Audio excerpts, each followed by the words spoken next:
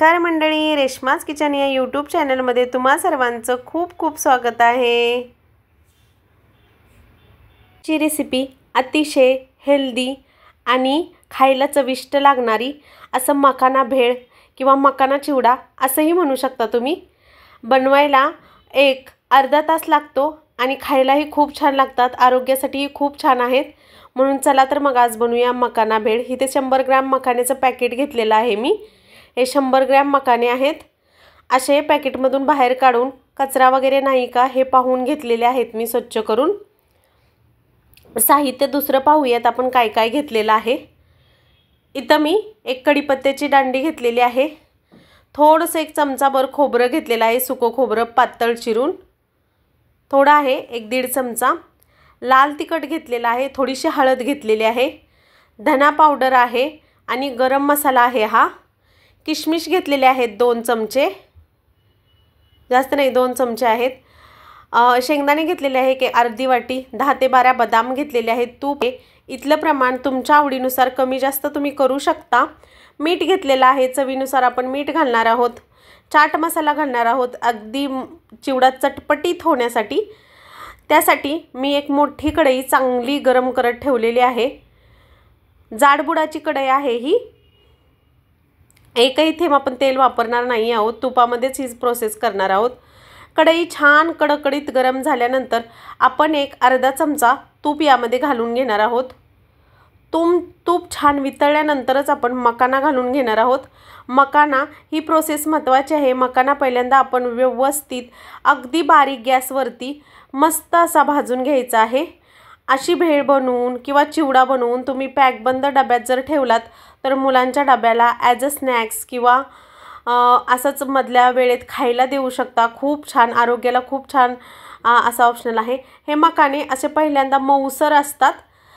तुपात अशी 5 ते 7 मिनिटं व्यवस्थित आपण भाजून घेतल्यानंतर कुरकुरीत असे होतात हे। त्यामुळे मकाने 5 ते 7 मिनिटं एकसारखे हलवत जाडबुडाच्या पातेल्यात किंवा कढईत व्यवस्थित भाजून घ्यायचे आहेत आपल्याला। असे एकसारखे हलवत मी मस्त असे मकाने भाजून घेणार आहे।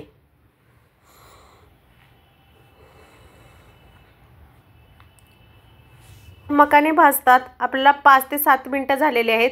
आता मी पहिल्यापेक्षा आपला मकाना दाखवते कसा पटकन असा तुटला जातोय, अगदी कुरकुरीत आणि मस्त झालेला आहे। छान हेल्दी अशी रेसिपी आहे, मुलांना कधीही वेळेत देऊ शकता तुम्ही। मस्त अशी रेसिपी आहे, बनवून ठेवायची आणि मोकळ्या वेळेत मुलांना शाळेच्या टिफिनसाठी ॲज अ स्नॅक्स देऊ शकतो आपण। असं कुरकुरीत मकाने भाजून झाल्यानंतर मी आता हे मकाने काढून घेणार आहे दुसऱ्या भांड्यामध्ये। असे व्यवस्थित काढून घेत आहे, व्यवस्थित भाजले गेले आहेत।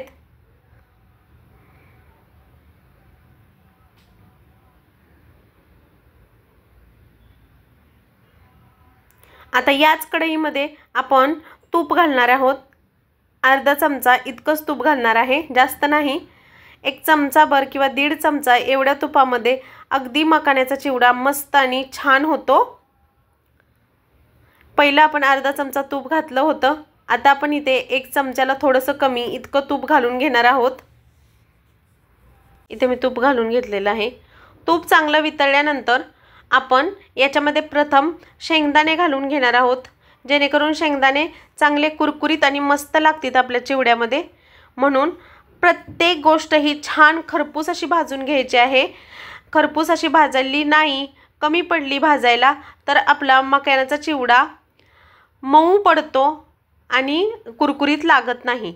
अगदी संपेपर्यंत कुरकुरीत राहावा यासाठी चिवड्यातील प्रत्येक गोष्ट ही अगदी कुरकुरीत होईपर्यंत छान भाजून घ्यायची आहे आपल्याला। आता एकसारखा हलवत मी शेंगदाणे छान तडतडेपर्यंत, क्रॅकर्स त्याच्यावरती येईपर्यंत मस्त असे भाजून घेणार आहे।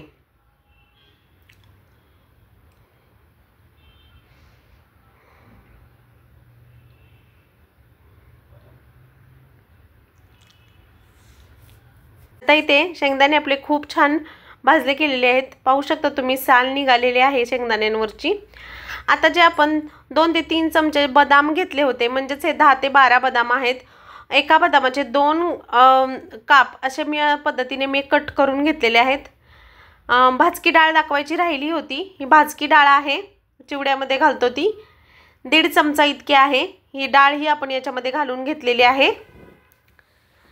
खोबरं घेतलेलं आहे, खोबरंही छान भाजून घेणार आहे आपण याच्यामध्ये। भाजकी डाळ ही अगोदर भाजायची गरज नाही आहे, कारण का ती भाजकीच असते, भाजलेलीच असते, त्यामुळे आपल्याला आत्ता या ठिकाणी घातली तरी चालते। आता 1-2 मिनिटासाठी हे सगळे जिन्नस अगदी व्यवस्थित बारीक गॅसवरती भाजून घेणार आहोत आपण।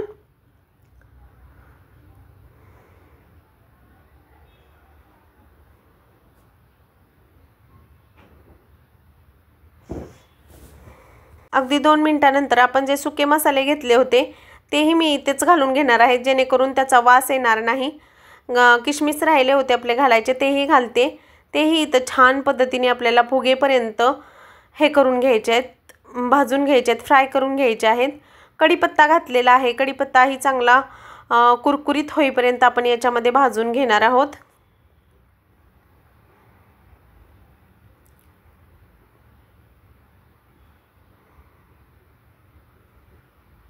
कढीपत्ताही भाजून झालेला आहे। आता सुक्या मसाल्यांची वेळ आहे।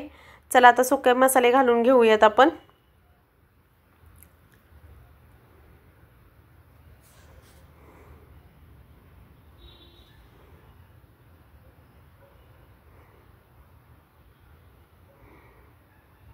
लाल तिखट घातलेलं आहे, काश्मीरी लाल तिखट आहे, आणि हळद होती 1 चुटकीभर तेवढी घातलेली आहे।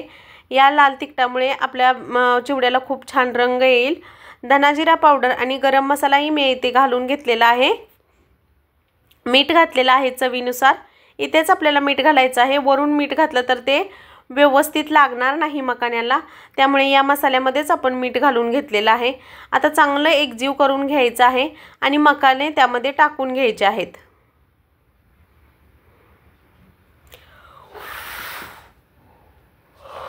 आता मसाला सगळा मकाण्यांना व्यवस्थित लागेपर्यंत एकसारखं हलवत आपल्याला मसाला लावून घ्यायचा आहे याला, जेणेकरून मीठ, मसाला, मिरची सगळं व्यवस्थित आपल्या मकाण्यांना लागलं जाईल।